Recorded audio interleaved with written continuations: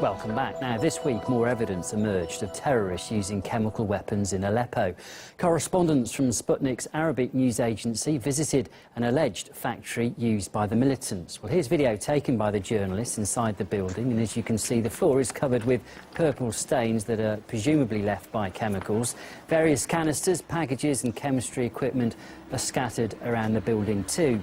Syrian military officials say that chemicals were added here to the rebels' missiles and rockets and were then used on government forces as well as civilian areas of Aleppo. We discussed the issue with former Pentagon official Michael Malouf, who believes that more chemicals could be found. There was actually plants of not only mustard gas but also sarin. They may have many other hidden depots of these chemicals, just like the ones that were just discovered in East Aleppo. So I wouldn't doubt that they're around. Now, they might be in Idlib, for all I know, and that's probably a very strong possibility, given that that's where the concentration of the rebels are right now, including Nusra. So it's again, I think that given the political developments that have occurred, including Turkey and Mr. Putin allowing Erdogan to be involved in all this, I think he's going to make a much more concerted effort to control those elements than has heretofore been occurring. So I think that I'm hoping that they can be able to uncover more of these chemical weapons and maybe even direct where the stores are hidden in order to eliminate them because of the potential threat of them. Another big story of the week saw the Obama administration slap Russia with new sanctions over its alleged influence on the US presidential election last year. The move was announced on Thursday. 35 Russian diplomats have been ordered to leave the United States along with their families. Many of them are on their way home now after they were given just 72 hours to pack and leave. Alleged harassment of US staff overseas was cited as a reason for the decision too. It is one of the largest expulsions of diplomats from the US. 2 holiday homes for Russian diplomats were also shut down, with some media outlets saying that they were actually spy houses. Well, the sanctions also targeted Russia's 2 main intelligence agencies too. 4 top military intelligence officials have been blacklisted by the US. 3 companies have also been singled out for supposedly supporting Russian cyber operations against the Democratic Party. However, in a surprise move, Vladimir Putin decided not to retaliate. We reserve the right for tit-for-tat measures, but we won't stoop to kitchen diplomacy. We'll plan our next steps to restore Russian-US relations based on policy which the new administration of Donald Trump will pursue. We won't create hurdles for American diplomats. We won't expel anyone. We won't ban their families and children from using their usual places of rest during the holiday season.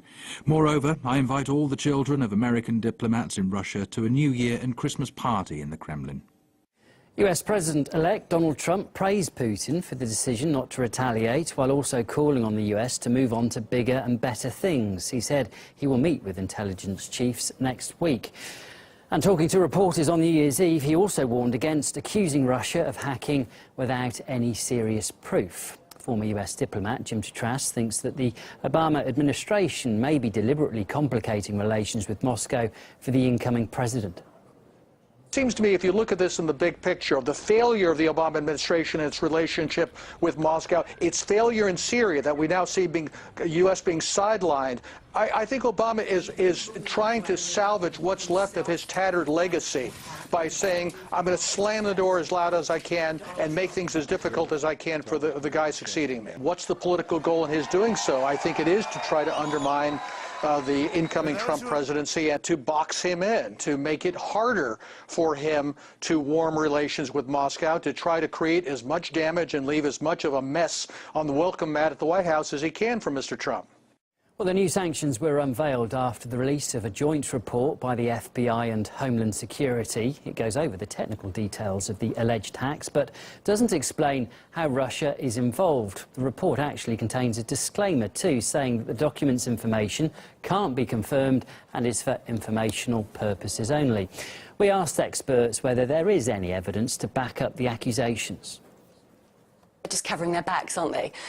They know it's a bunch of rubbish. I mean, the fact that they're not actually standing by, they're not warranting the report they put out today, the Department of Homeland Security, rather points to the fact that it is pure propaganda, and they know it. There's a lot of information in there about, you know, the technological spec, that sort of thing. They're trying to blind people with science, but there's no real evidence. There are so many qualifiers in this report.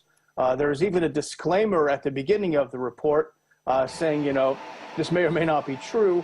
They certainly didn't go no further in establishing how these two hacking groups, if they were indeed responsible for the hacks, how they were tied to the Russian government whatsoever. It was a good outline of how phishing-type attacks or attacks occur, but it didn't say anything about who did what to the Democratic National Committee or when they did it, how much data they took out, where they sent the data, did they pass it to WikiLeaks, and so on. It did none of that. So it's just a way to alert system administrators to watch out for this type of attack. That doesn't prove anything.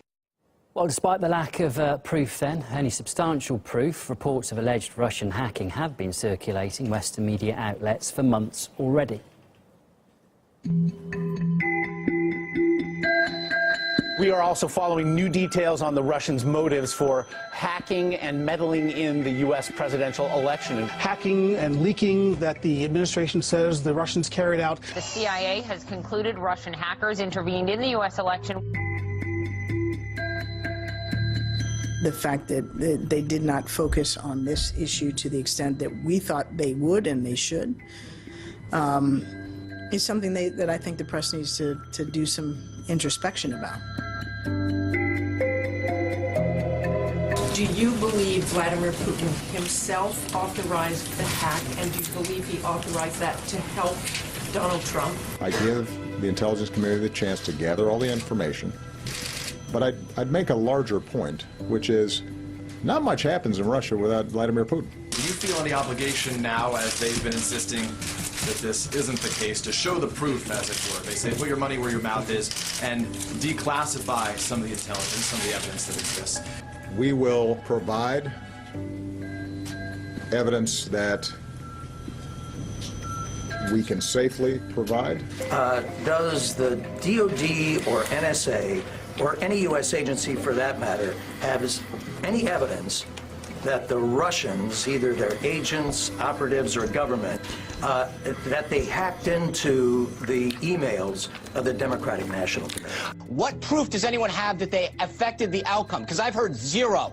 Okay? So show me what facts have actually shown that anything undermined that election. So the CIA says that Russia did, in fact, attempt to sway the U.S. presidential election in favor of Donald Trump. What most media isn't doing is actually asking for evidence of these claims. Some electors, mostly Democrats, are questioning Russia's role in the presidential election. What I want is the information to be out there so that the American public and electors know who has been involved. You're watching RT International. It's good to have your company today. More news from me in about half an hour's time. Up next, though, it is part 2 of one man's gruelling journey through the US justice system in Bloodsworth, an innocent man.